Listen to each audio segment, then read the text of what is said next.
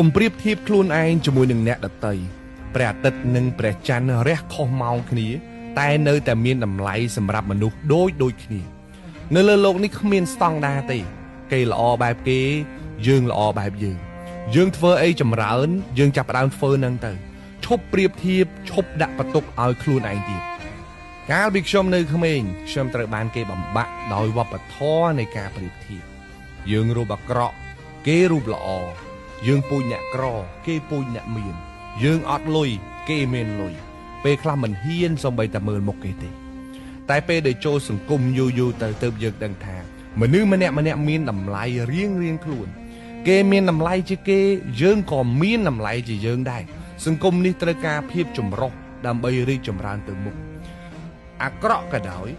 ក្រក៏ដោយពិការភាពក៏ដោយយើងមានតម្លៃរៀងខ្លួនមានផ្លូវដើររៀងខ្លួនគ្មានអ្នកណាអស្ចារ្យដាច់លេខជាងអ្នកណាទេអញ្ចឹងកុំរស់នៅក្នុងវប្បធម៌នៃការប្រៀបធៀបអសោះជីវិត